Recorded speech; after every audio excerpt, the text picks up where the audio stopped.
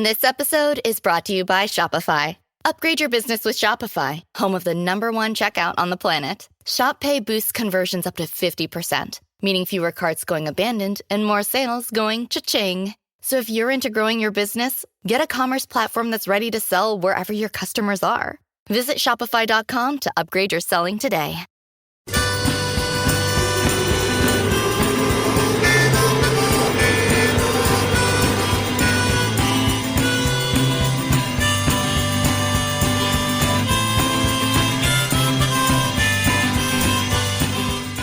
Olá, pessoal! Bem-vindos a mais um episódio de Mil Crimes. Eu sou a Bruna e comigo está a Fabi. Oi, Fabi! Gente, tudo bom? Não tenho nem roupa para o episódio de hoje. Porque com a gente também está a Jaque, a Jaqueline Guerreiro. Então, para quem não conhece, a super famosa Jaque do YouTube, que tem um canal muito legal, se faz a Quinta Misteriosa, que é por isso que a gente chama você aqui, que tem tudo a ver com o podcast. Então, se você quiser falar um pouquinho e se apresentar para quem não te conhece. Oi, bonitos e bonitos, tudo bom com vocês? Bom, gente, é isso, falo de crimes, né, no Quinta Misteriosa, toda quinta-feira, falando sobre casos solucionados, não solucionados, vários casos criminais, então hoje vamos falar aí mais um pouquinho também. E tu lançou o podcast também há pouco tempo, né? Lancei, só que por enquanto só os casos que já tem no canal, então depois que terminar todos que eu já subi, aí eu vou começar a gravar os episódios novos, então sou nova ainda nesse mundo do podcast, tô aprendendo. Seja bem-vindo, então. A gente mandou pra Jaque, então, a lista de episódios, né, que a gente tinha preparado, roteiro, e aí ela escolheu esse que é o Ted Bundy. Então vamos falar desse que todo mundo pede também pra gente falar dele, que acho que é um dos casos mais conhecidos. Os roteiros prontos não, né? Porque eu tava escrevendo os projetos de roteiro, né? A gente tem a lista do que a gente vai fazer. E toda semana é uma correria, mas é isso aí. Então eu vou fazer os agradecimentos rápidos pros apoiadores, que são o Jefferson Sadzinski, a Luciana Guedes, a Luana Balieiro e a Lara Regiane. Muito obrigada, pessoal. Posso dar um recado? Pode dar um recado. Ele é o Jefferson Sadzinski, que tá apoiando a gente. Ele é desenhista de um quadrinho que eu tô fazendo agora. Ai, que legal. Que eu tô tentando, então vai ser bem legal. Vai sair só nos Estados Unidos por enquanto. Mas acompanhe o trabalho dele, que é muito massa, assim. Ele desenha super bem. E é isso. Muito bem. Tem algum recado, Jaque? Ou não? Acho que não, gente. Tá, então bora lá por causa de hoje, já avisando, então. Vai ser em 2 partes, tá? Já, pra ninguém me xingar, né? Porque eu esqueço de falar quando é em 2 partes. As pessoas ficam putas comigo. Mas a Jaque vai gravar essa primeira parte com a gente. Semana que vem a gente vai gravar a segunda parte, eu e a Fabi. De repente a gente traz um outro convidado aqui, de Bundy. Não, né? Outra coisa antes que eu esqueça. Na verdade, eu esqueci, estou gravando isso depois. É que sábado eu participei de uma live com o pessoal do Clube de Detetives. Eu e a Shirley participamos de um jogo que a gente foi convidada para jogar. Foi muito legal. A gente vai fazer uma live sobre isso e sobre outras coisas junto com elas e o pessoal da Tábula Quadrada, que jogou com a gente também. Então, vocês fiquem ligados nessa quarta, às 6 da tarde, no Instagram do Clube de Detetives. E também porque a gente participou, eles mandaram pra gente um link com um desconto para os nossos ouvintes. Então vai ter o link na descrição desse episódio e o código de desconto é 1001 Crimes, tudo em maiúsculo. Então se você quiser aproveitar, e recomendamos, é muito legal, então fiquem ligados que vai ter essa live. Então vamos lá pro caso de hoje.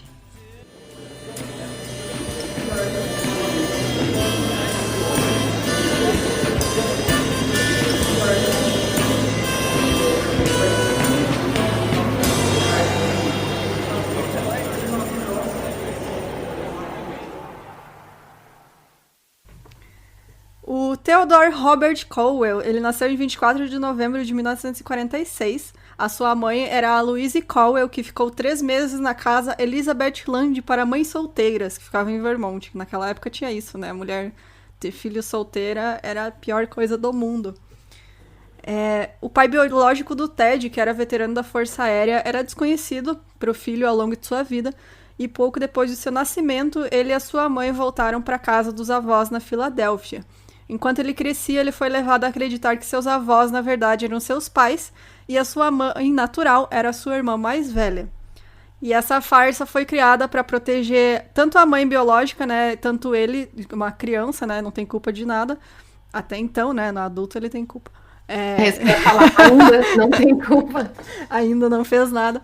Dessas críticas e preconceitos, né, de ser mãe solteira naquela época. Então, aos 4 anos de idade, o Ted e a sua mãe se mudaram para Tacoma, em Washington, para morar com parentes. E esse motivo é que os dois apanhavam muito do seu avô e eles não aguentavam mais. E 1 ano após essa mudança, a Louise se apaixonou por um cozinheiro militar chamado Johnny Culpeper Bundy. Então, em maio de 51, eles se casaram e o Ted assumiu o sobrenome do padrasto, que ele ia usar para o resto da vida, e ficou conhecido então como Ted Bundy.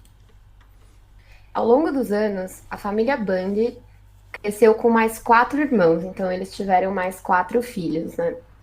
O Ted ele passava grande parte da infância dele cuidando desses irmãos depois da escola.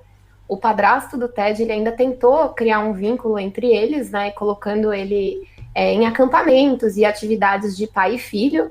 Só que, no entanto, as tentativas do Johnny elas eram muito infrutíferas e o Ted permaneceu emocionalmente separado do padrasto dele. De acordo com o livro de Stephen Michaud e Hugh Ainsworth, Ted Bundy, Conversas com o Assassino, o Ted ele ficou cada vez mais desconfortável com essas tentativas do padrasto se aproximar e ele preferia ficar sozinho. Quando ele era jovem, e jovem assim, antes do ensino médio, tá? O Ted ele era incrivelmente tímido, desconfiado e ele sempre ficava desconfortável em situações sociais. Ele costumava ser o alvo de brincadeiras de valentões da escola, independentemente das experiências humilhantes que às vezes sofria por ser diferente, ele foi capaz de manter uma média de notas altas, que continuaria durante o ensino médio e também depois na faculdade. Durante os anos do ensino médio, o Ted parecia florescer em um jovem mais confiante e atraente. A sua popularidade aumentou significativamente e ele foi considerado bem vestido e excepcionalmente bem educado. Apesar de sua popularidade emergente, o Ted raramente namorava. Os seus interesses residiam mais em atividades extracurriculares, como esqui e política. E, de fato, o Ted tinha um fascínio particular pela política, um interesse que anos depois o colocaria temporariamente na arena política. Então, após o colegial, o Ted estudou na Universidade de Puget Sound e na Universidade de Washington. Então, ele trabalhou na escola, assumindo vários empregos como garçom e balconista. E, no entanto, ele raramente ficava em uma posição por muito tempo. Os seus empregadores o consideravam não confiável. Embora o Ted fosse inconsistente com seu trabalho fora da escola, ele estava muito concentrado em seus estudos e notas. No entanto, seu foco mudou durante a primavera de 1967, quando ele iniciou um relacionamento que mudaria para sempre sua vida. E realmente uma das coisas que mais dizem em qualquer tipo de pesquisa do Ted Bundy, ou filme, ou documentário, qualquer coisa, é que ele realmente era muito inteligente. Era uma das características dele assim mais marcantes. Extremamente inteligente, extremamente estudioso, então já ele muito jovem, isso já aparentava muito para qualquer pessoa que conhecia ele, né? E conseguia manter o foco, né, nos estudos dele. E eu acho que ele usou isso como um modo de poder conhecer as pessoas e saber como manipular elas, né? Você pode ver que ele usa a inteligência dele para isso. Com certeza, né? Ele usa muito para conseguir chegar nas pessoas também, né? Então ele usava essa inteligência, esse charme também, que falam muito sobre o charme dele, para conseguir basicamente chegar em qualquer pessoa, né? Tanto que fala, ele era muito bonito. Eu não acho ele bonito, né? Vai começar. Ele não era bonito, ele era charmoso, ele sabia conquistar as pessoas, né? Gente, eu não acho ele nem charmoso, tá? Sei lá. Eu não sei porque se é um serial killer, né? Talvez seja isso que já me tem um bloqueio. Então. Mas assim, eu não consigo achar ele bonito, gente. Não sei. Não, sei eu lá. também Eu não também acho. acho que na época, tipo assim, as garotas, elas eram criadas de um jeito que era sempre assim, tipo, quem é esse cara me cortejando, sabe? Será que ele vai ser meu marido e eu vou me casar e aí a gente vai ter uma, sabe assim? Sim. Ou qualquer cara que era mais legalzinho e já, tipo, educado, cara, Universidade de Washington, não sei o quê, a mulher já Tá fala, inteligente, né, pra ajudar. exato. Dava atenção. Eu acho que esse charme, na real, não é dele ser bonito, né? O que eu quero dizer é que, tipo. É lábia, né? É lábia, exatamente. Eles têm Pô. aquele jeito de conquistar a pessoa só conversando com ela. Ele vai perceber todas as inseguranças dela e usar isso pra, tipo, ele se dar bem. Então, eu acho que realmente ele tinha isso mesmo. Ele conheceu, então, uma garota que era tudo que ele sempre sonhou em uma mulher. Ela era uma mulher bonita e altamente sofisticada, de uma família rica da Califórnia. O Ted não podia acreditar que alguém da classe dela, né, teria interesse em alguém como ele. Embora eles tivessem muitas diferenças, ambos gostavam de esquiar, e foi durante suas muitas viagens juntos que ele se apaixonou. Ela foi realmente o primeiro amor do Ted, e de acordo com a Anne Rule, possivelmente foi a primeira mulher com que ele se envolveu sexualmente. No entanto, ela não estava tão apaixonada pelo Ted quanto ele estava por ela. E, na verdade, ela gostava muito dele, mas acreditava que ele não tinha uma direção real ou objetivos futuros na vida. Todo mundo conhece uma pessoa assim, né? Tipo, casal que não dá certo porque o cara, né, não faz nada da vida, não sabe o que quer, e a mulher fica, não quero saber disso aí, eu quero um futuro. E também ele tentou muito impressionar ela, e mesmo que isso significasse mentir, algo que ela não gostou. Então ele ganhou uma bolsa de verão para prestigiar da Universidade de Stanford, que fica na Califórnia, apenas para impressionar ela. Mas em Stanford... Olha o esforço, então, né? cara, tudo isso só para impressionar a mulher. Mas aí, lá, a sua imaturidade foi exposta. Em 68, depois que sua namorada se formou na Universidade de Washington, ela rompeu as relações com o Ted. Ela era uma jovem prática e parecia perceber que o Ted tinha algumas falhas graves de caráter que fez ela tirar ele da vida dela. Então a moça é ligada, né? Sabia Eu acho Certa, né? Certa. Quando alguém chega e fala assim, uma jovem prática, eu falo assim, é comigo mesmo aqui, ó. Sai, macho, sai, seu encosto, sai. Enfim, o Ted, e assim, a gente vai falar muito desse primeiro relacionamento dele, né? Porque foi uma coisa que marcou muito ele, e também todo mundo que ouve falar dele sabe que ele nunca se recuperou desse rompimento, né? E aí nada para ele depois disso parecia ter algum interesse, né? Ou qualquer sentido, e ele acabou desistindo da faculdade nessa época, né? Ele até saiu um tempo. Ele estava se sentindo burro, deprimido, estava mal com a separação, só que ele conseguiu manter um contato com essa garota, escrevendo para ela depois que ela voltou para a Califórnia. Mas ela ainda parecia desinteressada em voltar para ele. Mas mesmo assim ele ficou obcecado e não conseguia tirar ela da cabeça. Foi uma obsessão que duraria sua vida toda e levaria a uma série de eventos que chocaram o mundo. Para piorar a situação, em 1969, o Bundy descobriu que ele descobriu, né, que a mãe dele na verdade era irmã e que o pai dele era o avô, né? E aí ele ficou surtado com isso. E aí, não inesperadamente, essa descoberta tardia teve um impacto bastante sério sobre ele. A sua atitude em relação à mãe não mudou muito, porque acho que ele amava a mãe, né? E, aliás, isso é um traço, né, dos psicopatas, né? Eles normalmente têm esse negócio com a mãe, né? Seja amar a mãe no sentido... como que é? No sentido bíblico da coisa, tá ligado? Ou, tipo, venerar, ou então até... Quem que era aquele cara que odiava a mãe, o Bru? É o... Porra, o gigante lá, o... Aí, o cara eu que sou péssima com o nome, né? cara. Meu Deus do céu. Como é que... alguém ajuda aí. Eu lembrei do Kemper. Norman Bates já, falando em mãe. Então, não, mas era o Ed Kemper. O Ed Kemper odiava tá. a mãe dele. Ele Nossa, é verdade. matou Ele porque tinha um ele odiava a negócio, mãe. E aí, assim, só que com relação ao padrasto dele, né? Ele não conseguia mais, tipo, olhar na cara, sabe? Ele ficou maluco. É difícil dizer se o conhecimento de que sua mãe o havia enganado a vida inteira teve algum impacto nas outras falhas de caráter que estavam começando a florescer. Então, durante os anos de ensino médio e superior do Ted, sempre havia uma nuvem sobre sua reputação de honestidade, então muitas pessoas próximas a ele suspeitavam de pequenos furtos. A natureza psicopática do Ted estava sendo revelada, mas a maioria das pessoas que a testemunharam não sabiam o que estava passando. Roubar sem qualquer sentimento de culpa e o sentimento de ter direito de todas as coisas é uma característica comum em um psicopata. Além disso, os psicopatas ficam emocionados com a adrenalina e o perigo que roubar e furtar representaram para eles, e a desonestidade do Ted evoluiu de roubar pequenas coisas no trabalho e em situações escolares a furtar lojas e a invadir casas para roubar televisões e outros itens de valor. Era só pela emoção. Eu acho esse negócio de... É muito doido, porque sempre que eu penso... É até engraçado, mas assim...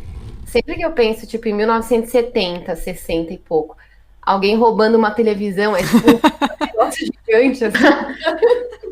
A TV pesada, né? A TV de tubo. Eu não sei, eu tenho a impressão que nessa época as pessoas eram muito assim, tipo, deixar a casa aberta, sabe? Umas coisas assim. Pior que E era aí, mesmo. sei lá, às vezes as pessoas nem viam, eu acho. Porque é muito estranho pensar hoje em dia, né? Uma pessoa entrar na casa e sair roubando e ninguém vê, né? Não, e tipo, a gente pensar que hoje, pelo menos assim, em cidade grande, tem muito prédio, né? Então é muito mais difícil você entrar na casa de alguém, sabe? Mas esse negócio, esses subúrbios, né, da Califórnia, classe média alta, era tudo casa. Então a galera entrava, tipo, a janela é pra rua, sabe? Assim, a pessoa entra e pega mesmo e é isso aí. Acho que é por isso que era mais fácil, digamos assim, né? E, tipo, mais difícil de pegar a pessoa também, né? Não tem... E não tinha câmera, né? Não tem câmera. Não tem nada. Tá filmando Tipo, hoje em dia todo mundo tem uma câmera na porta de casa. Não todo mundo, né, gente? Entenderam? Então ele mudou de uma pessoa tímida não, né?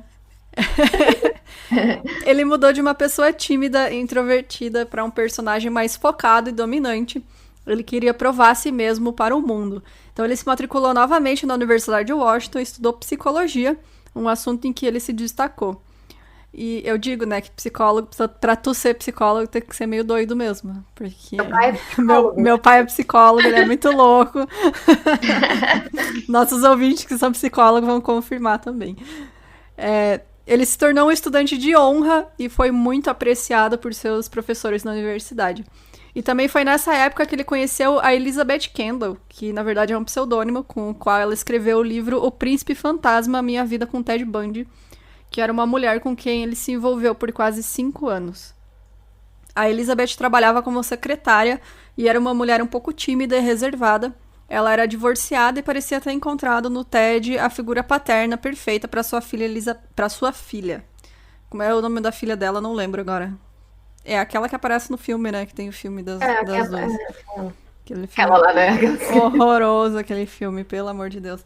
Gente, eu odeio o filme, eu odeio. Nossa, é muito ruim aquele filme. É muito ruim. Eu fiquei muito puta assistindo. Eu terminei só na base da raiva, porque eu tava também, mas eu achei muito ruim, muito mal feito. Muito.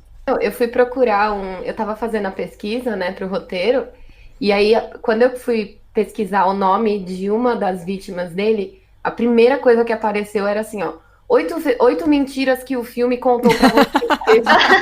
Nossa Senhora. Então. É porque eles fizeram baseado... Eu não li esse livro, né? Foi baseado nesse livro que ela escreveu. E que com certeza é uma visão bem distorcida de quem ele era, né? Porque com ela, ele não era o monstro que ele era com as vítimas, né? Ele era uma pessoa completamente diferente. Então, tipo, ela tinha uma visão bem deturpada dele. Mas é que eu acho que é muito complicado você fazer um filme de um serial killer... E aí tentar pegar exatamente o ponto de vista desse, sabe? Exatamente. Uma pessoa que conheceu o outro lado. Uhum. Então eu já acho que tem que ser, assim, na minha opinião, né? Filme sobre serial killer tem que ser muito fiel, assim, ao que a pessoa realmente era, sabe? Ao que as pessoas dizem, o que as pessoas contam sobre ele. E não sobre, tipo, um romance, assim, sabe? Eu acho que não tem nada a ver. E eu achei bem desrespeitoso, porque nem fala das vítimas, né, dele. Tipo, fala como se fosse tipo, um assim, detalhe. A vida dele, os relacionamentos dele. Nossa, é um ruim. romance, né? É um romance esse filme. Porque não sabe, a gente tá falando do filme do Zac Efron, né? Que ele é o Ted Bundy. Não assistam, gente, é muito ruim. Tem também o lance assim... sabe aquele negócio que aconteceu com o goleiro Bruno? De, tipo, ele virar uma celebridade? Sim. Eu acho que é quase isso, assim, de tipo, gente, o Ted Bundy não é o mocinho, sabe? Não é a pessoa legal da história, ele não é um incompreendido. Ele é um cara que matou um feminicida, matou uma porrada de mulher. Uhum. Bom, e a Elizabeth, então, ela estava profundamente apaixonada pelo Ted desde o início e queria um dia se casar com ele. No entanto, ele disse que ainda não estava pronto para casamento porque ele sentia que ainda tinha muito para ele realizar. Não estou pronto para o casamento. Não estou pronto, pois é. Ela sabia que o Ted não estava tão apaixonado quanto ela, e ela desconfiava que em muitas ocasiões ele estava se encontrando com outras mulheres. No entanto, a Elizabeth esperava que o tempo levasse até ela e ele acabaria mudando de atitude. Ela não tinha conhecimento do seu relacionamento passado com a namorada da Califórnia e que eles continuavam mantendo contato e se visitando. Externamente, a vida de Ted de 1969 a 1972 parecia estar mudando para melhor. Ele estava mais confiante, com grandes esperanças para o futuro. O Ted começou a enviar inscrições para várias faculdades de direito e, ao mesmo tempo, tornou-se ativo na política. Ele trabalhou em uma campanha para reeleger um governador de Washington. Adivinhem qual partido?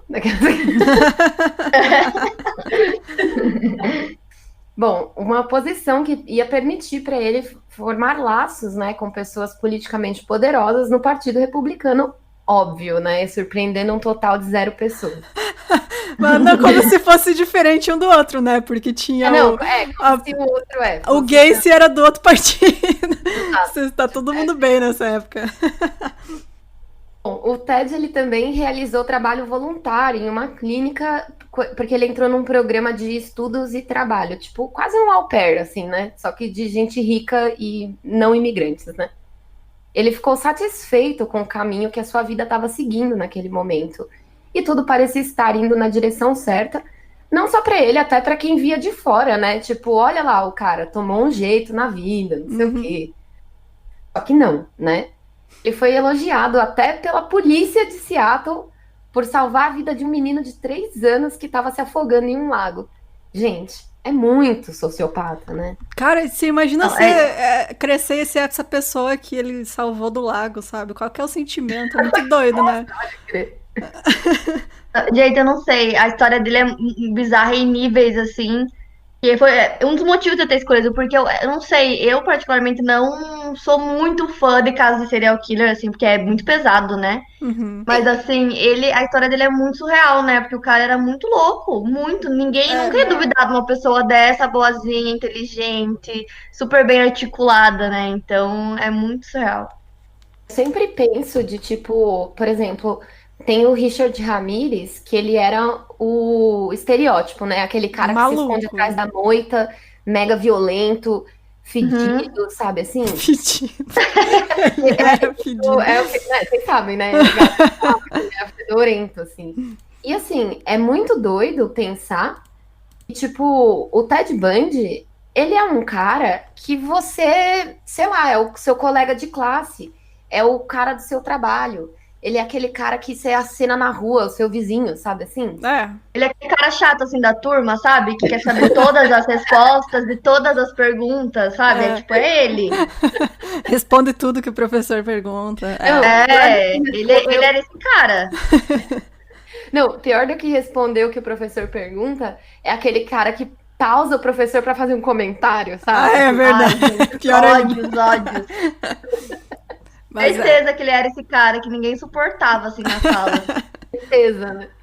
Enfim, em 1973, durante uma viagem de negócios à Califórnia pelo Partido Republicano de Washington, o Ted se encontrou com a sua antiga namorada.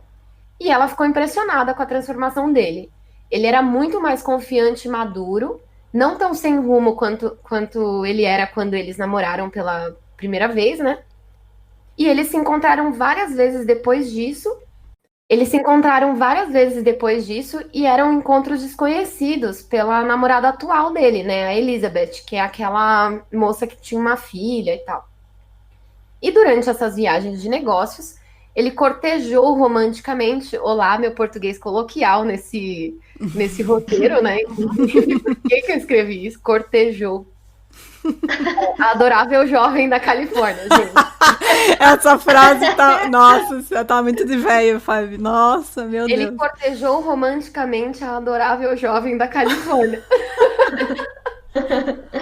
E ela, mais uma vez, se apaixonou por ele. Mas eu acho que isso já é um indicativo de, tipo assim, ele passou em Stanford para impressionar ela a primeira vez.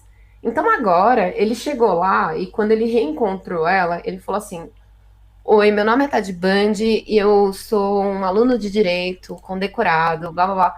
Então, assim, ele já meteu a carteirada, deu uma de eu sou bonzão. E aí a menina, que esse era o único problema que ela tinha com ele, né? E aí ele resolveu esse problema. Então, entenda como ele manipula a situação, E sabe? sabe que pra mim ele conquistou ela de novo só pra provar que ele conseguia? Com Com certeza, foi com isso. certeza. Claro. Eu acho que ele não suportava, assim, a ideia de não conseguir, sabe? Ter sido rejeitado. De ela ter largado ele, né? Não foi ele que terminou, foi ela. E daí, tipo. Eu acho que ele é justamente isso, assim, pra provar muito mais pra ele que ele conseguia ela de volta do que de fato querer, sabe? Exato. Esses caras, eles normalmente são mega egocêntricos, né? O casamento foi um tópico abordado mais uma vez por Ted durante seus muitos encontros com Elizabeth durante o outono e o inverno. No entanto, tão de repente quanto o romance começou, na verdade voltou, né? Ele mudou. O Ted, que era carinhoso, ficou repentinamente frio e desanimado. E parecia que o Ted havia perdido todo o interesse nela em apenas algumas semanas, que é justamente o que a gente estava comentando. Que, na verdade, acho que ele nem queria, né? Foi só para provar mesmo. Então, ela estava claramente confusa sobre esse novo Ted. E aí, em fevereiro de 1974, sem nenhum aviso ou explicação, o Ted encerrou todo o contato com ela. O seu plano de vingança funcionou. Ele a rejeitou como ela havia rejeitado uma vez e ela nunca mais veria o Ted novamente. Linda Henry era uma jovem muito talentosa. Aos 21 anos, ouvintes de rádio da manhã ouviam sua voz amigável anunciar as condições de esqui nas principais áreas de esqui no oeste de Washington. Ela era uma garota bonita, alta e magra, com cabelos castanhos brilhantes e um sorriso agradável. Vinda de boa família e de um ambiente de classe média alta, ela era uma excelente cantora e veterana na Universidade de Washington, com especialização em psicologia. Ela adorava trabalhar com crianças com deficiência mental. Muito bem, ela era uma pessoa muito boa.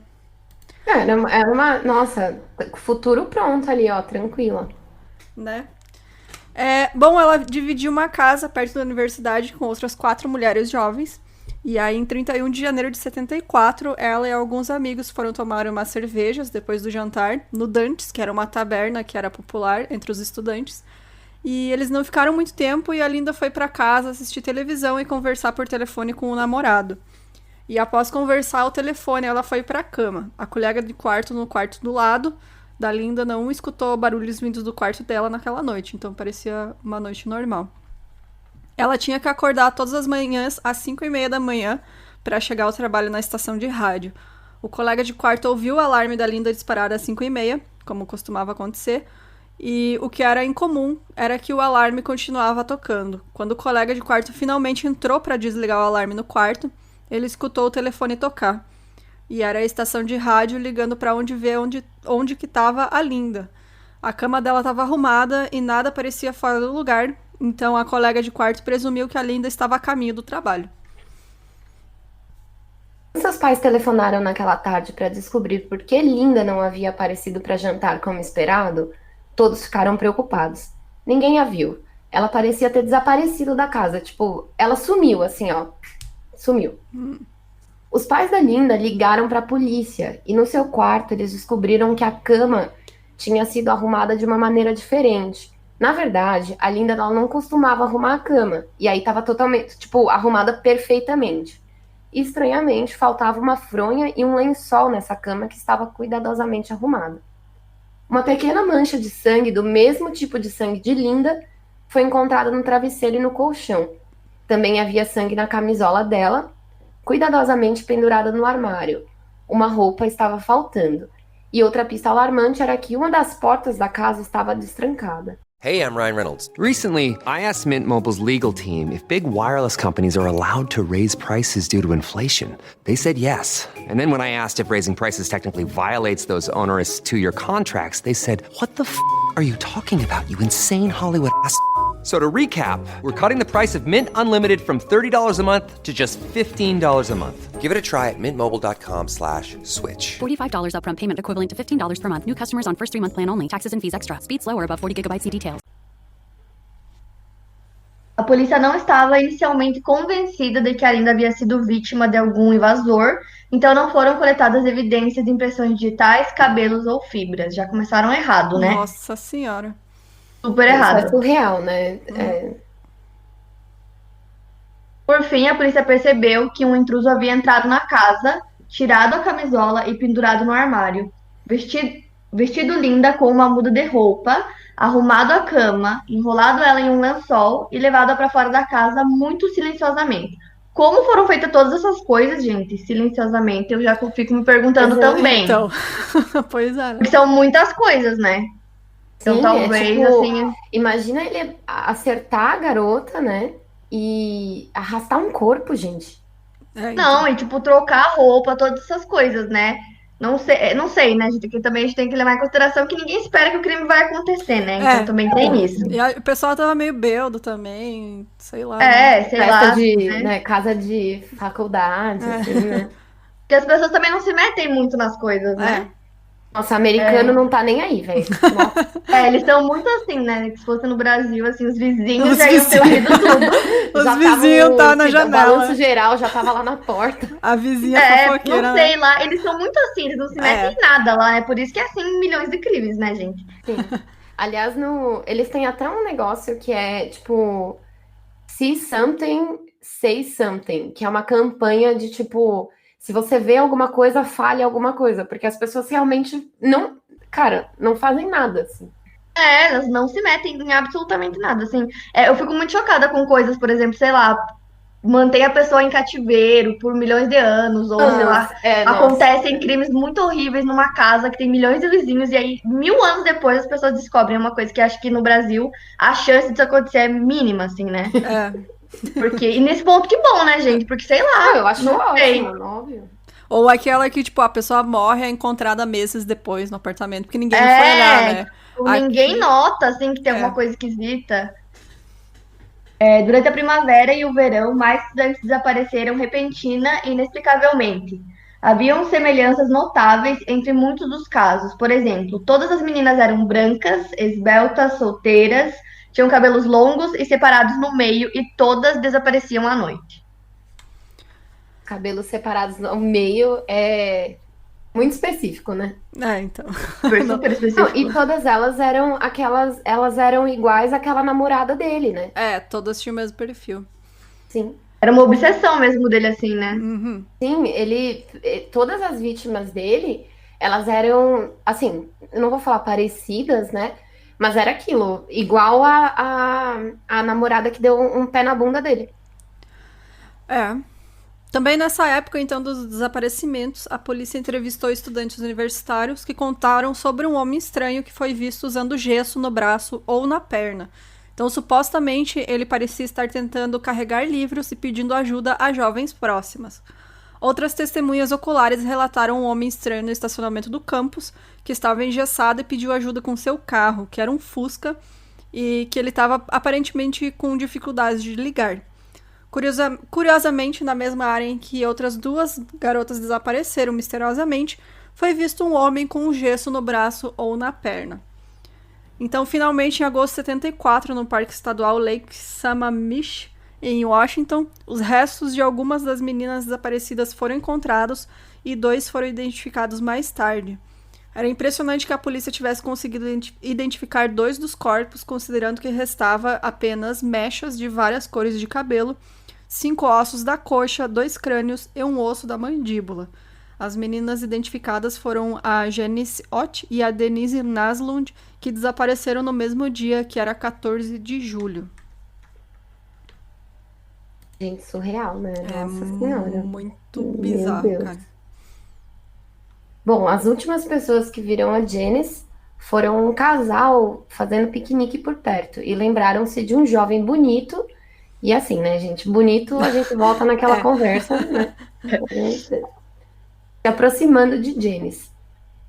Pelo que o casal ouviu da conversa entre Janice e o jovem, o seu nome era Ted e ele estava com dificuldade em carregar o barco no carro. Tipo, ele tinha esse negócio, né? Porque tinha um lago ali e eles ficavam tentando, sei lá, arrastar o barco para dentro do carro. Não entendi isso.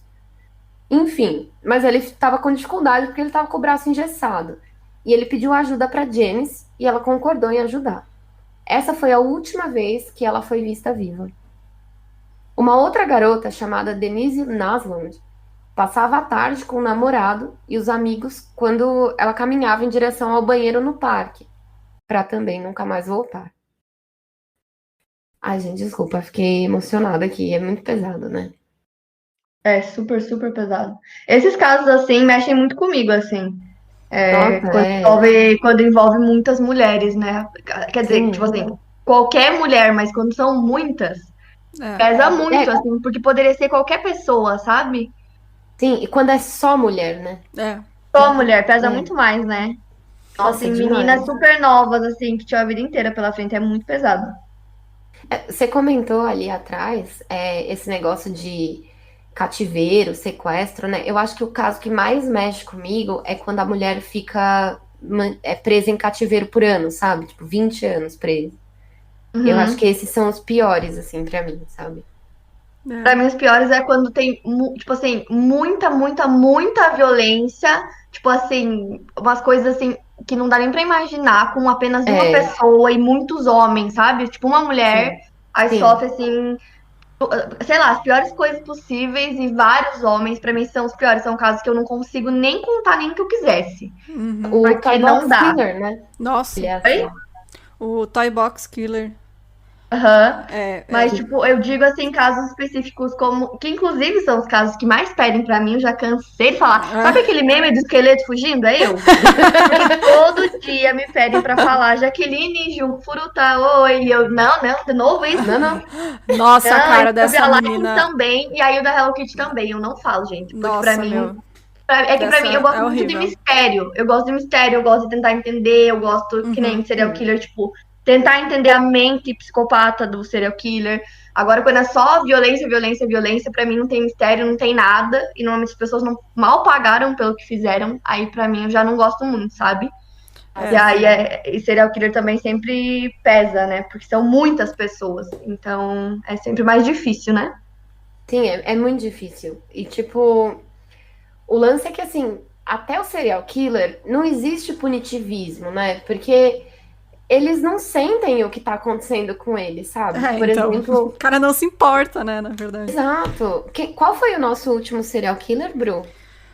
Olha, boa pergunta. Esse caso grande que a gente fez, que eram 3 episódios. 2? Peraí, deixa eu Albert ver. Fish. O Albert Fish, sim. Tipo, o Albert Fish era um cara que gostava de dor, sabe? Aí na cadeira elétrica ele falou assim: nossa, vai ser mó legal, vai ser meu ápice da emoção. Ele amou. Imagina aquilo. que ódio ouvir um negócio desse, que raiva, né? Pois é, cara. O que você Desculpa, faz gente, daí? não deveria estar rindo, mas assim, é porque é tão ridículo. Tem que rir pra não chorar, né, gente? Tipo assim. Mas é porque assim, o literalmente. cara gosta de dor, o que você faz? Então, É uma coisa que é pra mim, assim, pessoalmente, eu não consigo imaginar essas coisas, sabe? Porque quando eu tô contando um caso, narrando uma história, você vai imaginando assim na tua cabeça as cenas. Eu não consigo imaginar esses sentimentos que eles têm, tipo, de prazer com essas coisas. É uma coisa muito surreal. É muito distante, né, da nossa Muito, realidade. muito, muito. tu tem que estar num nível muito além da nossa compreensão pra, tipo, tu ter prazer matando outra pessoa, né? Tipo, Nossa, gente. eu acho É uma coisa muito, assim, fora do normal de uma É. pessoa, num nível que a gente não consegue nem... Não dá nem pra entender, não dá pra identificar. É muito esquisito, né? Eu, pelo menos, tenho muito isso, assim, caso de serial killer, que eu não consigo. Não dá, assim, pra mim. Não entra na minha cabeça uma pessoa ser assim, sabe? realmente. É bizarro mesmo. Bom, gente, vamos voltar aqui, porque senão a gente vai ficar batendo papo, né? Virou um papo das migas. Enfim. Bom, naquela tarde, perto de onde ela desapareceu, um homem que usava gesso pediu ajuda com o barco, novamente. E ele se aproximou de duas mulheres.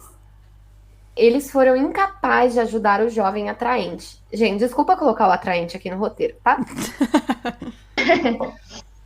No entanto, Denise era o tipo de garota que sempre parava para ajudar alguém em necessidade, especialmente alguém com o braço quebrado.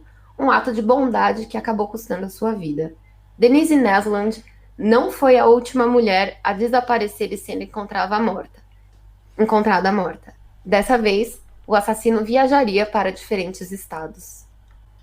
O chefe da polícia de Midvale, Utah, Lois Smith, tinha uma filha de 17 anos, a quem ele frequentemente advertia sobre os perigos do mundo. Ele viu muitas coisas ruins durante a carreira e se preocupava com a segurança da filha. No entanto, seus piores temores se realizaram no dia 18 de outubro de 1974, quando sua filha Melissa desapareceu. Ela foi encontrada 9 dias após seu desaparecimento, estrangulada, sodomizada e estuprada. 13 dias depois, no Halloween, Laura Amy, de 17 anos, desapareceu. Ela foi encontrada no dia de ação de graças nas montanhas Wasatch, morta, às margens de um rio. A Laura havia sido espancada na cabeça e no rosto com um pé de cabra, estuprada e sodomizada. Suspeita-se que ela tenha sido morta em outro lugar devido à falta de sangue na cena do crime. Além do corpo, não haviam provas físicas para a polícia usar. Nossa, que horrível, cara. E duas Ele é crianças, muito violento, né? né? Muito violento. 17, quantos? As duas de 17 anos, duas crianças, né? Sim. E assim, aí a gente volta naquele negócio do fazer filme romantizando as relações do cara, sabe? Olha o que ele Então. fez com duas crianças de 17 anos, sabe? Eu acho que tinha que ter mostrado muito mais, sabe? Não precisava chegar a mostrar os crimes em si, mas dar a entender a quantidade de crimes que ele fez, o que não quase mostra, né? Não mostra? Não, quando eu vi o filme, eu falei, ele matou duas pessoas. Tipo, parece que nem fez quase nada, né? E ainda parece que ele era, tipo, o melhor cara de todos, assim, e você tem que acreditar que ele era o bonzinho, né? O gênio incompreendido, né? Bom, e as semelhanças com os assassinatos do estado de Washington chamaram a atenção da polícia local do Utah, que procurava freneticamente o homem responsável por esses terríveis crimes. A cada assassinato, as evidências foram aumentando lentamente. A polícia de Utah consultou os investigadores do estado de Washington e quase todos concordaram que era altamente provável que o mesmo homem que cometeu os crimes em Washington também tenha sido responsável pelos assassinatos em Utah. Então, graças ao relato de testemunhas oculares do homem do gesso, homem com o gesso, né, visto perto das áreas onde muitas das mulheres haviam desaparecido, elas conseguiram criar um retrato falado do possível assassino que se chamava Ted. E quando uma amiga íntima da Elizabeth Kendall viu o relato do assassino de Melissa Smith no jornal e o retrato falado do possível assassino, ela sabia que era o Ted Bundy e que com certeza era ele. Então não foi apenas a sua intensa aversão e desconfiança pelo namorado da Elizabeth que a levaram a acreditar que o Ted era suspeito, mas também o fato dele se parecer tanto com a imagem no jornal. Cara, você imagina, você, já não gosta do namorado da amiga, já acha ele um porre, e aí você vê no jornal o retrato falado igual a cara dele. Nossa, cara. Essas coisas que eu falo que eu não consigo imaginar, sabe como? Não tem como. E você se colocar num lugar e ver um cara assim que se conhece, que possivelmente é um serial killer. Imagina, gente. Não tem como. Nossa, sei lá. É horrível. Não, nossa, que sensação ruim. Deus. No fundo, Elizabeth deve ter sabido que a sua amiga estava certa. Porque, afinal de contas, né, gente, a gente sabe, né? Poxa, quando sua amiga lá tá se envolvendo com boy lixo, você já fica de olho, já fala, esse aqui não. Afinal, o Ted se parecia com um desenho, ele dirigia um Fusca semelhante aos vistos pelas testemunhas, e ela tinha visto muletas em seu quarto, mesmo que ele nunca tivesse machucado a perna. Gente, isso daqui é o ápice do ápice, né? O cara ter muleta no quarto dele, sendo que, sei lá, ele corria maratona, assim, sabe? Bom, de acordo com o livro O Fantasma Príncipe, Minha Vida com Ted Bundy, que mais tarde foi escrito por Elizabeth Kendall, que é aquele pseudônimo da namorada dele, ela ligou anonimamente para o Departamento de Polícia de Seattle em agosto de 1974 e afirmou que o seu namorado poderia estar envolvido nos recentes casos de assassinato. E aí ela ligou novamente num outro dia, naquele mesmo outono, e deu informações mais pertinentes que poderiam ajudar os investigadores no caso. Ela também concordou em dar fotos recentes do Ted para depois serem mostradas às testemunhas. No entanto, as testemunhas não fizeram nenhuma identificação positiva depois de verem as fotos, né? E aí o depoimento da Elizabeth acabou sendo arquivado. Os investigadores que trabalhavam no caso decidiram voltar a atenção para os suspeitos mais prováveis e o Ted Bundy foi esquecido até alguns anos depois. O assassino continuou iludindo os investigadores, assumindo que, operando em diferentes estados, a polícia não conseguiria comparar os casos. O seu comportamento tornou-se cada vez mais ousado e arriscado quando ele se aproximava das mulheres. Aquelas que escaparam de Ted o reconheceriam mais tarde e forneceriam à polícia informações valiosas. Foi no dia 8 de novembro de 1974, quando os investigadores tiveram a maior descoberta que estavam esperando. Naquela noite de sexta-feira, um homem estranho, mas bonito, em uma livraria em um shopping de Utah, se aproximou de Carol DaHonte, de 18 anos. O desconhecido disse a ela que ele tinha visto alguém tentando arrombar o carro dela e pediu que ela acompanhasse até o estacionamento para ver se alguma coisa havia sido roubada. A Carol achou que o homem devia ser um segurança do shopping, porque ele parecia estar no controle da situação, e quando eles chegaram no carro, ela verificou e informou ao homem que tudo estava lá. O homem, que se identificou como policial Roseland, não estava satisfeito e queria acompanhá-la até a sede da polícia. Ele queria que ela identificasse o suposto criminoso e registrasse uma queixa. Quando ele a levou até um Fusca, ela ficou desconfiada e pediu identificação. Ele rapidamente mostrou a ela um distintivo dourado e acompanhou até o carro. Cara, imagina, polícia, me acompanha, daí você chega, é um Fusca. Tipo, não, né, cara? Não, tipo, é muito sem noção, né? Nossa. Sabe, esse Fusca hoje em dia tá num daqueles museus de coisa crime. de crime, tá lá nos Estados Unidos, tem o Fusca dele. Ele partiu rapidamente na direção oposta da delegacia e depois de um tempo parou de repente. O medo se instalara na Carol, o policial de repente agarrou e tentou algemar ela. Ela gritou por sua vida e o homem sacou uma arma e ameaçou matá-la se ela não se calasse. Mas ela se jogou do carro e quando olhou para o homem ele tinha um pé de cabra na mão e estava pronto para bater na cabeça dela. E assustada... Gente, imagina essa cena. Cara, que terror, velho. Nossa senhora. Velho, eu acho que, tipo, tirando isso, uma das cenas mais assustadoras pra mim é aquela cena do Zodíaco, sabe? Que o cara tá com a mina dentro do carro, ele olha pra ela e fala: eu vou jogar o seu bebê pela janela e depois eu vou te matar. Ai, gente, ui. Nossa, gente, eu sou tão desconfiada de absolutamente tudo. E eu sempre fui muito. Então, tipo assim, eu já acho que eu não, né, a gente sempre pensa assim, né? Eu não chegaria a esse ponto, assim, sabe? Mas é que eu também acho que era uma outra época, assim, sabe? Tipo, você outra mentalidade. É estranho, a abordagem dele já foi totalmente estranha, né? Mas Sim. assim, você pensa que é um policial, ele tá te ajudando, então tranquilo, você não tá desconfiando, né? Pra você pegar e fazer alguma coisa. Então é horrível, assim, que você não tá preparado, você tá sozinha. O cara que é muito mais forte, então é horrível imaginar um negócio desse, assim. Não, e tipo, tem um lance de assim, eu, pelo menos, e não é nem da época, assim, é óbvio que é da época, mas, por exemplo, hoje em dia, faz pouquíssimo tempo que eu entendi as camadas, né, de violência policial, de corrupção, e não sei o quê. Antes, pra mim, era... Gente, policial é aquele cara que a gente confia, que a gente, sabe... Se o policial... Não pensa duas vezes, né? Exato. Ele é o homem do bem, né? A pessoa da lei, né? Tipo... mas no fim continua um ser humano, né? É digno Exato. Tem falha exato. também. Exatamente. Bom, ela tava muito assustada e aí ela chutou o saco dele e conseguiu se libertar. Deu um chutão. Dica pras meninas. Chutem no saco. Inclusive, meninas, fiquem atentas. Não vão com estranhos, mas se for, chuta o saco dele e sai correndo. Exatamente. Corre, grita, se joga no carro. Ela correu em direção à estrada e chamou a atenção de um casal que estava passando. Eles pararam e ela pulou freneticamente em seu carro E aí ela tava chorando histericamente e disse que um homem tinha tentado matá-la. Eles imediatamente levaram ela até a polícia. E aí ela, soluçando com as algemas ainda penduradas nos pulsos, ela contou à polícia que o que um de seus homens havia feito, né? Que ela achava que era um policial mesmo. Mas não tinha nenhum policial com esse nome, com o nome de Roseland, que trabalhava lá. E imediatamente a polícia foi despachada para o lugar onde a Carol tinha lutado por sua vida apenas 1 hora antes. Mas ele, claro, já tinha desaparecido há muito tempo.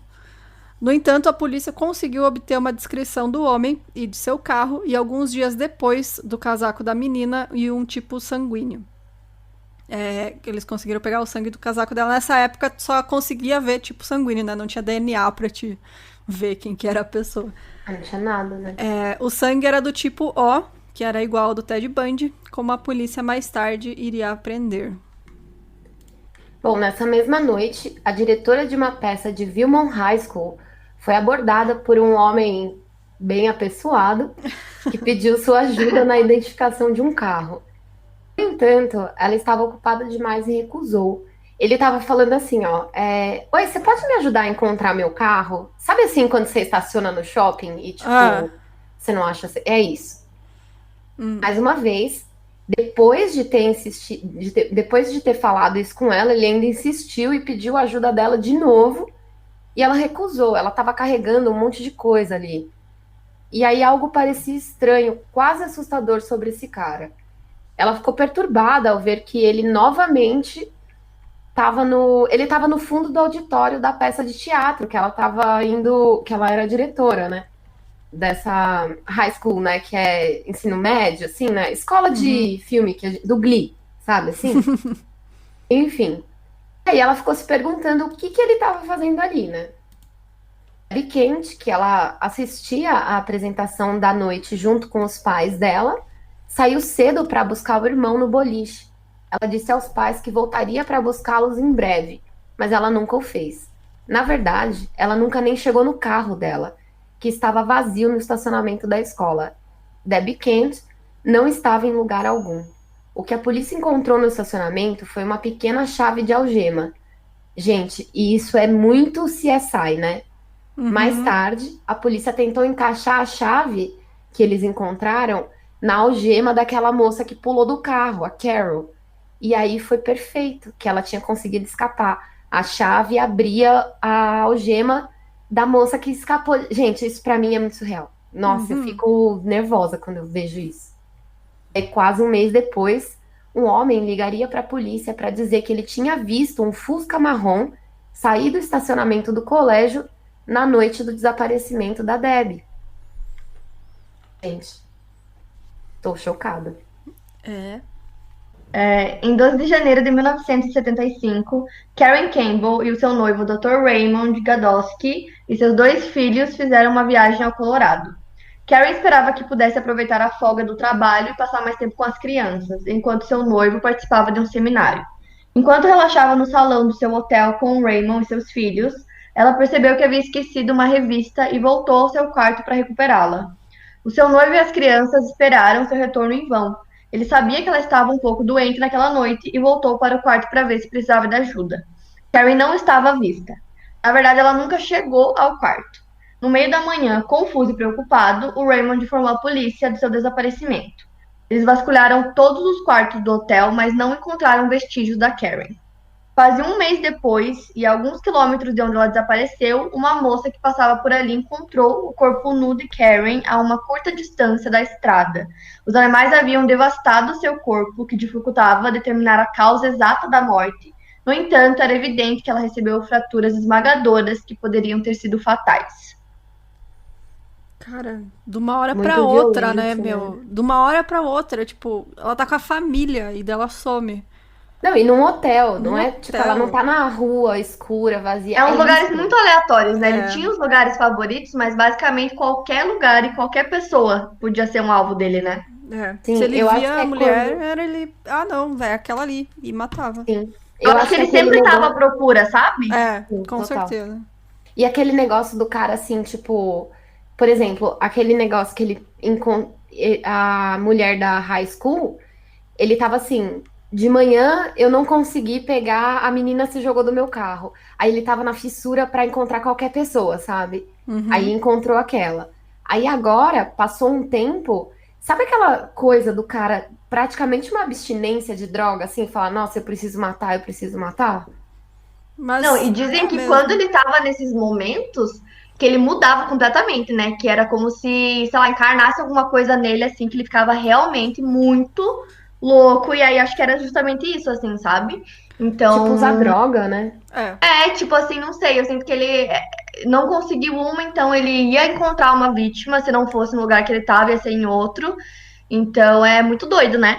Porque E é assim literalmente que uma eles pessoa, são em qualquer pegos. lugar assim poderia ser qualquer pessoa. E dá muito medo, né? Pensar nisso, assim, Tipo, uma quem tá pessoa na assim. frente, sabe?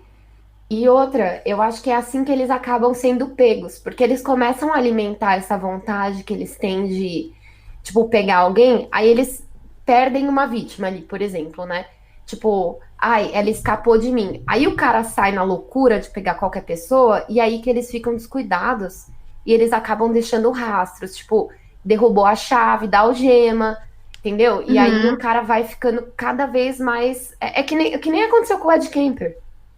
Desleixado.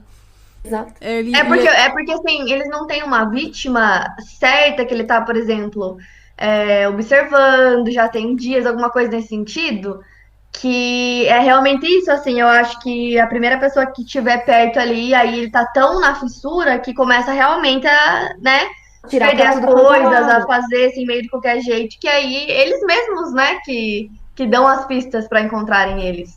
Sim, não é que nem você pegar o BTK, que ficava, tipo, semanas olhando a pessoa que ele queria, observando, né? cuidando da rotina e tudo. Ele não, o Bundy era, tipo, de momento mesmo. Ele, quero matar, vou lá no estacionamento, vou levar meu Fusca, e quem aparecer, quem eu conseguir, tá bom.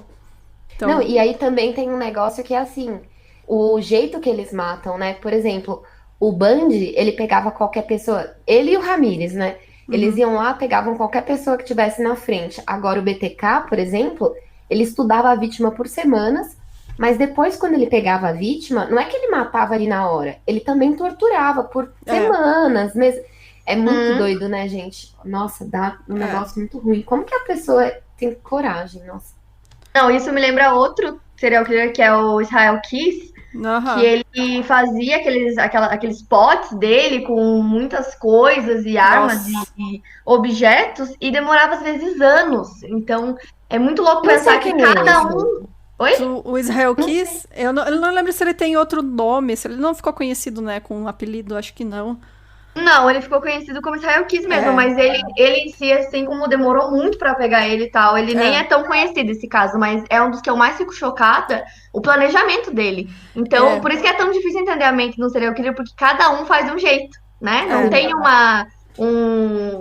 assim, um modus operandi que todos vão usar. Cada um faz uma coisa. Então, tem, por exemplo, esses que, igual o Ted, que era qualquer pessoa que fosse né, nas características que ele buscava. Independente do lugar achou, ele ia tentar. Momento. É. E Sim. aí tem o Israel, que ele, né, ele planejava por anos, e ele ia atrás, e ele tinha todo um método, assim, que era muito mais difícil, justamente por ele planejar tão bem, né? Então é Nossa, muito doido, E gente. assim, acabou sendo pensar. pego com uma que ele não planejou e tentou fazer na emoção, né? E aí foi pego. Exatamente, É. nossa, Ai, eles gente, eu sempre não são conheço esse pegos. Você não caso. conhece esse caso, Fábio? Vamos falar sobre ele um dia. Ele só, esse que a Jaque tá comentando, ele enterrava potes com armas e coisas que ele ia, tipo, E era, tipo, em outras corda. cidades, É. entendeu? Ele ia E viajar, ele nunca enterrava e ficava no deixava mesmo lá. lugar. Deixava lá. E daí, Jaque, ele lembrava sempre, cara. volta aqui pra contar desse caso. Esse tem no canal, podemos contar aí também, mas Aí, ó. é isso, ele, tipo, ele planejava tanto que as vítimas às vezes eram de outra cidade. É. Então, assim, foi muito Gente, difícil pegar ele mesmo, foi porque ele fez errado lá, desleixou, porque, assim, ele planejava muito. Então é muito doido, assim, ver as diferenças, né, quando a gente É. compara os serial killers. Bom, então, voltando, como muitas. Voltando. Tá aí. Como muitas das vítimas encontradas em Utah e Washington, essa moça também, né, a Karen, ela sofreu repetidos golpes na cabeça, possivelmente causados por um instrumento afiado. De acordo com o livro do Richard Larson, chamado Bundy, The Deliberate Stranger, os golpes foram tão violentos que seus dentes foram arrancados. Também haviam evidências de que ela tinha sido estuprada, e acreditava-se que ela foi assassinada poucas horas depois de desaparecer. Além dos restos brutalizados da Karen, haviam poucas evidências para serem encontradas no local. Alguns meses depois que o corpo da Karen Campbell foi descoberto, os restos de outra pessoa foram encontrados a 16 quilômetros de onde os corpos de Denise e Janice estavam localizados. Essa pessoa era a Brenda Ball, uma das 7 mulheres que desapareceram no início do verão. A causa da morte foi golpes na cabeça com um objeto contundente. Eu acho curioso, gente, uma coisa, é que ele não tinha, assim... Era tão aleatório as vítimas dele que eu acho que ele passava pouquíssimo tempo, assim. Era conseguir pegar a vítima e aí já descartava e já ia pra próxima. Então ele não tinha... Era tudo muito rápido, a impressão que dá, né? Uhum. Sim, a única coisa que não era aleatória era assim, tipo, morena, igual a namorada que deu um pé na bunda dele. Ele As sempre características procurava. físicas, né? Bom, a polícia revistou as montanhas Taylor, onde os corpos foram encontrados.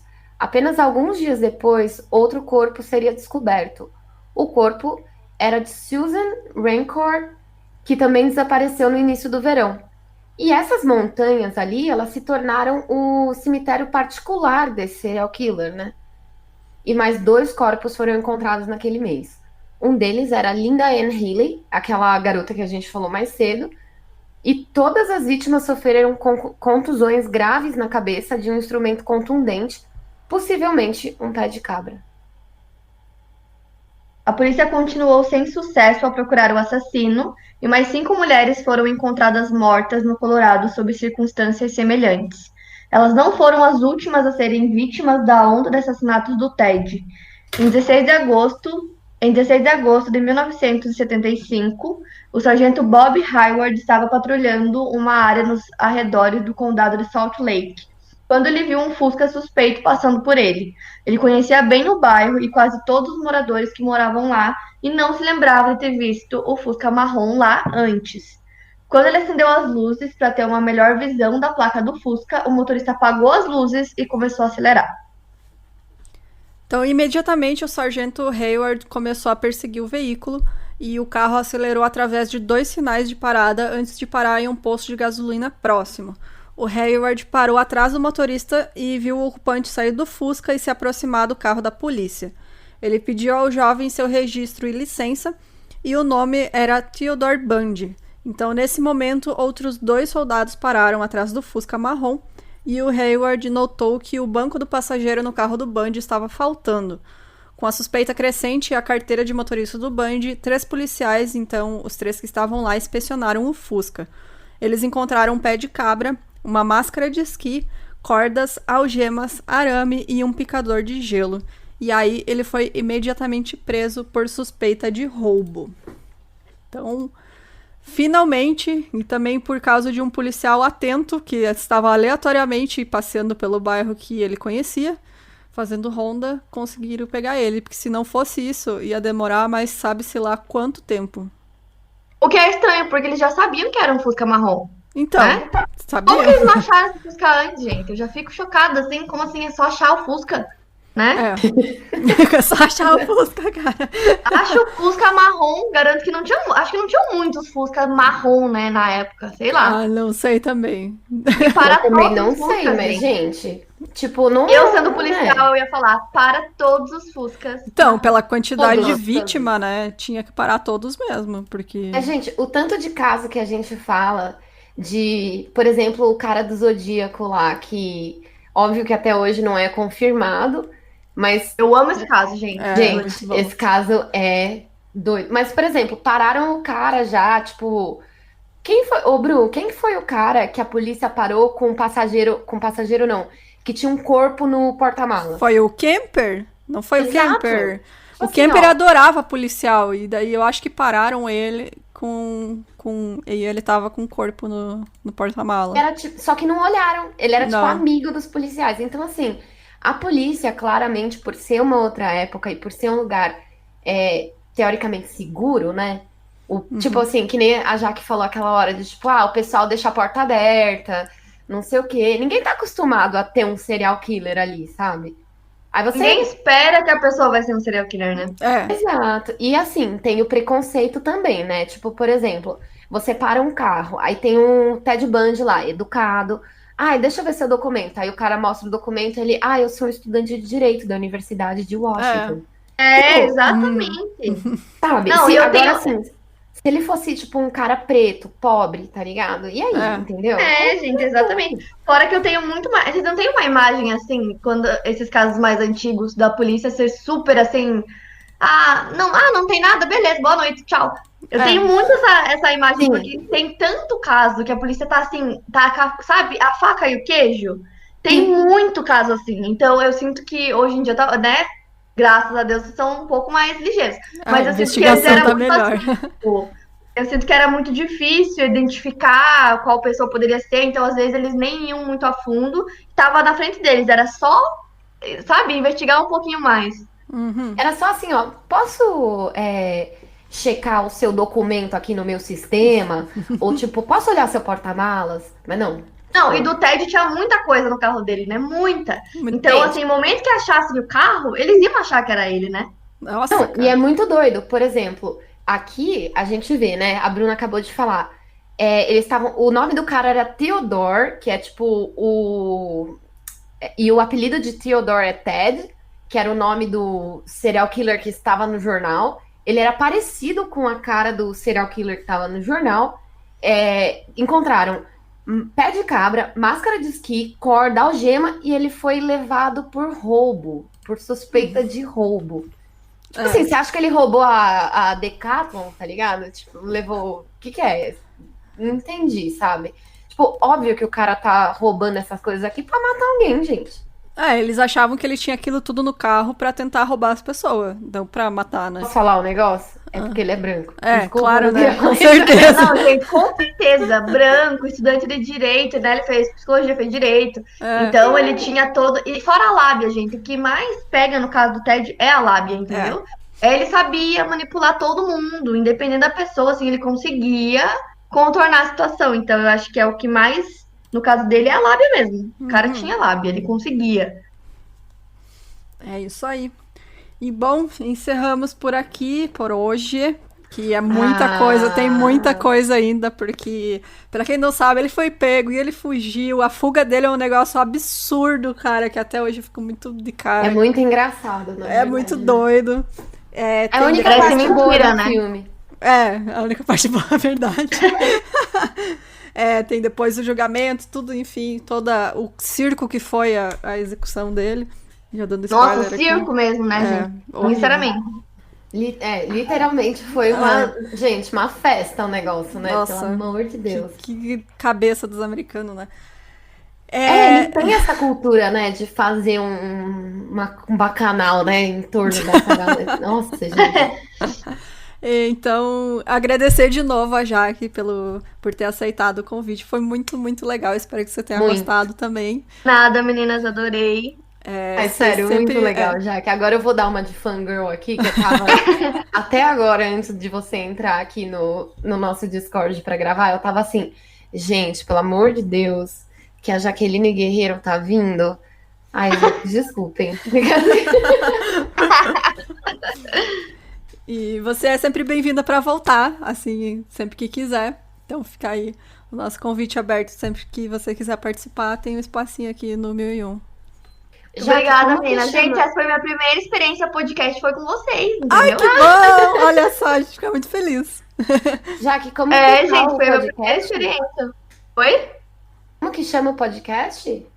O meu é Quinta Misteriosa. Quinta Misteriosa, igual o canal, do canal, É o quadro, né, do canal.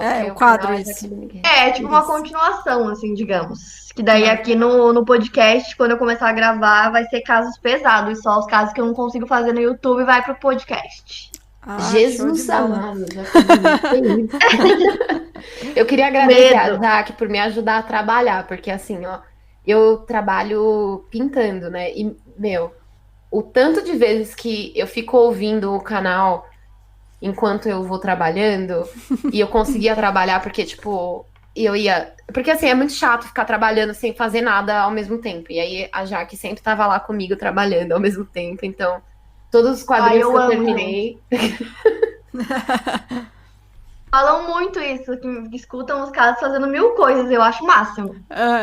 Pra gente mandam mensagem, eu escuto lavando louça, e eu fico limpando a casa, e eu fico pensando, as pessoas escutando a gente limpando a casa. Né? Teve um comentário maravilhoso de uma ouvinte, que foi assim... Vocês acham normal? Vocês viram esse comentário lá, gente? Sim, é muito bom. No grupo. A moça falou assim, ó, alguém posta aqui no chat do Discord, por favor, gente. Ela falou assim, vocês acham normal eu cozinhar escutando o podcast de serial killer? E aí ela respondeu, olha, normal não seria se você matasse escutando o podcast de culinária. Nossa. Gente, eu ri demais desse aí. E realmente... É da Ana, ela é nossa apoiadora. Não, é a Indira. Indira, acho que é muito esse o bom. nome dela, foi a Indira. Ana Taire. Foi a Ana e a Indira, as duas. Sim. Foi a conversa das duas. Foi muito bom. Mas é isso, obrigada de novo, Jaque. Se você quiser Imagina, se despedir. meninas. Se você quiser deixar mais algum recado ou se despedir, não sei, fique à vontade. Eu queria agradecer o convite. Eu sou nova, como eu disse, no mundo dos podcasts, então eu tô aprendendo ainda, mas achei super divertido, porque normalmente eu não dou opinião, né? Sim, é só uma pessoa, né? Eu só conto, só narro, e aí, dependendo do caso, eu não me aguento, eu falo uma coisinha ali, mas no geral eu não dou muito minha opinião, então bem diferente, né? Bem diferente, então eu gostei muito, muito obrigada. Vou te contar, cara, assim, ó, o 1001 Crimes, a Bruna começou ele, né, sozinha. E aí, quando eu tava mais ou menos no 4º episódio, eu queria fazer um podcast de crimes reais, né? E aí eu falei pra ela assim, eu achei ela na internet e falei, eu tô querendo fazer um podcast, encontrei o seu, achei que tem tudo a ver. E eu fui seguir ela nas redes sociais, vi que a gente tinha ideias parecidas, né? E quando eu entrei no 1001, a gente começou a dar nossa opinião, né? Porque antes era só a Bruna sozinha. Então não tinha como conversar com alguém, né? É meio esquisito. E aí, exatamente. tipo, não tem. E aí, a gente começou a receber umas mensagens assim, ó. Pare de dar sua opinião, não sei o quê, blá, blá, blá. E a gente assim, tipo, e eu pra Bruna, pelo amor de Deus, não me expulsa do podcast. Eu fiquei com medo, né? E aí foi muito legal, porque a gente começou a trazer uma galera que também tem a mesma opinião que a gente, que é, assim, a gente é bem comunista sem vergonha, né? Aquelas que Não, mas assim, a gente tem uma opinião, sabe? E é importante. E porque não existe neutralidade política nenhuma. Tipo, não tem como você falar de um serial killer e achar que tá tudo bem, sabe? E só contar. E aí foi muito legal, assim, porque o pessoal começou a apoiar muito mais a gente. E hoje em dia, todo mundo que escuta o podcast são pessoas que, cara, eu traria na minha casa pra tomar um café, sabe? Mas eu acho que o podcast é muito isso. Eu acho que ele é muito mais